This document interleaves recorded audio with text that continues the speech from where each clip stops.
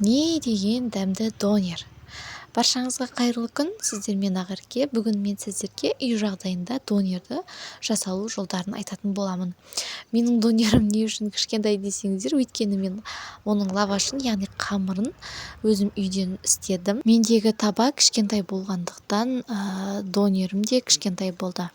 Егер де қамырының рецептісі керек болса, жоғарыға сілтемесін тастап кетемін. Сол жерден өтіп міндетті түрде қараңыздар.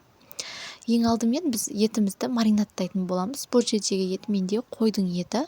1 шай қасық тұзымызды, 2 ас қасық соевый соус және де 1 шай қасық паприкамызды салып, жақсылап араластырып 10-15 минут тынытып алып қоямыз. Одан соң осылай етімізді майдалап турап, жақсылап қуырып, үстінен 100 грамдай су құйып, бетін жауып, біраз уақытқа қалдырамыз. Сосын осылай бөлек бір ыдысқа салып аламыз. Ендігі кезекте біз соусын дайындайтын боламыз. Ең алдымен бізге майонез қажет болады. Одан кейін сарымсағымызды майдалап турап араластырып қоямыз. Келесі кезекте бізде қияр, оны осылай майдалау қылып тураймыз оны да.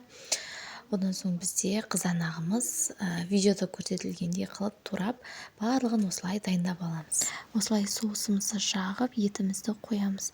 Достар, сіздер өз қалауларыңыз бойынша тауық етінен қойсаңыздар да болады. Сосын осылай қиярымызды, одан соң фримізді қоямыз. Бұл жерде фри мен өзім жасаған болатынмын. Рецепт қажет болса, описанияға жазып кеттім, сол жерден өтіп қараңыздар. Одан соң табамызға екі жағын қызартып аламыз.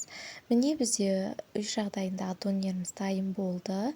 Негізі үй жағдайында жасағанға жетпейді, өйткені салмасын молынан қылып саласыздар. Өте тойымды болып шығады оның үстіне. Және өз қалауларыңыз бойынша сәбіз немесе қырыққабат та салып жасай берсеңіздер болады. Сіздер де жасап көріңіздер. Назарларыңызға көп-көп рахмет.